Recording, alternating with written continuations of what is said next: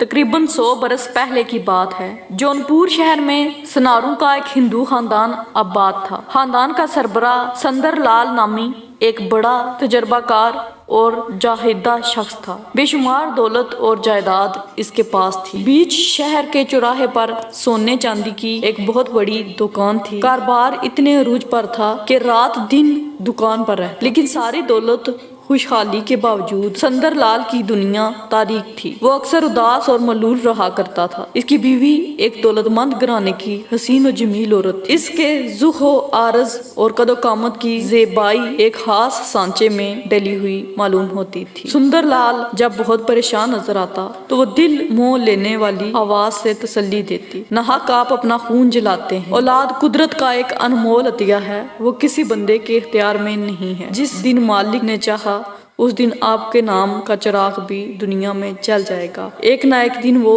ہماری آرزوؤں کو ضرور مکمل کرے گا۔ حسین و دلکش بیوی کی باتوں سے شبنم کی ٹھنڈ ٹپک رہی تھی۔ پھر کچھ عرصہ کے بعد بیوی کا حال بھی اپنے شوہر سے کچھ زیادہ مختلف نہیں تھا۔ اس کی ممتا بھی تڑپ رہی تھی، لیکن ان کے ہاں کوئی اولاد نہیں تھی۔ ان کا بے شمار کاروبار، بے شمار محل کسی کام کے نہیں تھے۔ ان کا دل بے قراریوں میں تھا۔ یوں بھی عورت کی صحت بہت زیادہ غم فراموش اور شکیب پروار ہوتی ہے۔ سندر لال کے گھر کے ساتھ بالکل لگی ہوئی دیوار ایک مسلمان کی تھی۔ اس کا نام سید شریف تھا۔ وہ ان لوگوں میں سے تھا جو شہیدوں کی روحانی توانائی پر محسوس قوتوں کی طرح یقین رکھتے ہیں، لیکن عقیدت و محبت کے اظہار کے لیے شریعت کے مقرر کردہ حدود سے قدم باہر نہیں نکالتے۔ وہ ہر سال محرم کی 10ویں تاریخ کو نہایت اہتمام کے ساتھ ذکر شہادت کی محفل منعقد کیا کرتا تھا، جس میں شہر کے سارے معزز اور عاشقان اہل بیت انتہائی جذبہ و عقیدت کے ساتھ شریک ہوتے تھے۔ مجلس کے اختتام پر شہدائے کربلا کی ارواح طیبات کو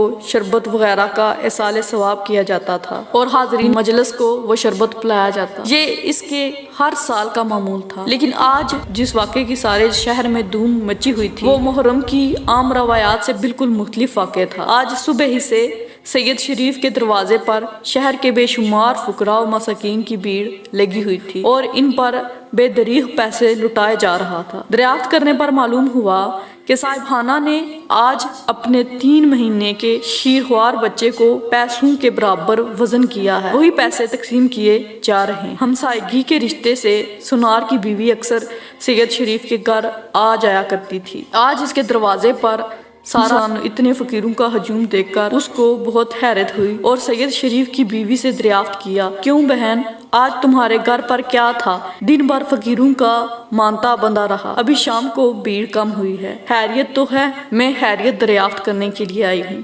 سید شریف کی بیوی نے جواب دیا، یہ بھی کوئی پوچھنے کی بات ہے؟ آج محرم کی 10ویں تاریخ ہے۔ ساری دنیا کے مسلمان آج کے دن نواسہ رسول فرزند بطول کی روح پاک کو خراج عقیدت پیش کرتے ہیں۔ سنار کی بیوی نے مداخلت کرتے ہوئے کہا، وہ تو میں بھی جانتی ہوں بہن کہ آج غمی کا دن ہے۔ آج سارے مسلمان کربلا کے پاک شہیدوں کی یاد مناتے ہیں، لیکن دراصل معلوم یہ کرنا چاہتی تھی کہ آج تم نے اپنے ننھے کو پیسوں میں وزن کر کے خیرات تقسیم کیا ہے، کیا محرم کی مذہبی رسومات میں بھی یہ شامل ہے؟ سید شریف کی بیوی نے غلط فہمی دور کرنے کے انداز میں کہا، محرم کی رسومات میں یہ چیز شامل نہیں، ویسے خبر صحیح ملی ہے تمہیں، لیکن اس کی کہانی بڑی حیرت انگیز ہے اور وہ تمہاری سمجھ میں نہیں آئے گی۔ سنار کی بیوی اس جواب پر چونکہ اس نے دبی ہوئی زبان سے جھجکتے ہوئے پوچھا، صحیح ہے، میں ہندو دھرم کی ماننے والی ہوں، لیکن کسی واقعے کے سمجھنے کا تعلق دھرم سے نہیں ہے، حقیقت کی کہانی کوئی بھی سمجھ سکتا ہے۔ یہ عذر بیان کر کے تم نے اور بھی مشتاق بنا دیا، اب تو یہ کہانی میں سن کر ہی اٹھوں گی۔ اس کے جنون انگیز اصرار پر شریف کی بیوی مجبور ہو گئی اور سنبھل کر بیٹھتے ہوئے اپنی کہانی کا آغاز کیا۔ اپنے دھرم کے مطابق ہم لوگ شہیدوں کو زندہ جاوید سمجھتے ہیں۔ آج انہی شہیدوں کے سب سے بڑے سردار کی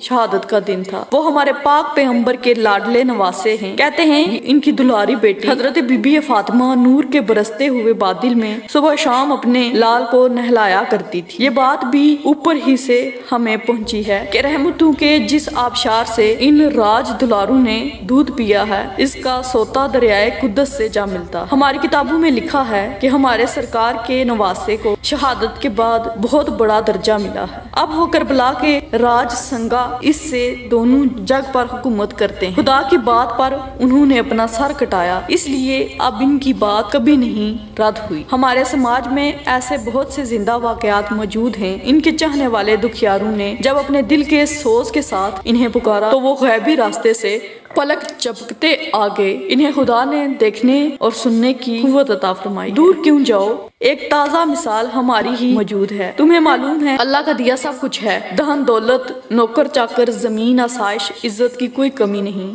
لیکن گھر میں جب تک کوئی چراغ جلانے والا نہ ہو سارا گھر بیکار ہے، ساری دولت کسی کام کی نہیں۔ ہم دونوں میاں بیوی ہمیشہ اپنی تقدیر کا ماتم کرتے رہے۔ علاقے میں کوئی ایسا پیر، فقیر اور کوئی ایسا حکیم نہیں چھوڑا جس کے پاس ہم نہ گئے ہوں، لیکن کہیں ہماری مراد نہ پوری ہوئی۔ جب ہم ہر طرف سے مایوس ہو گئے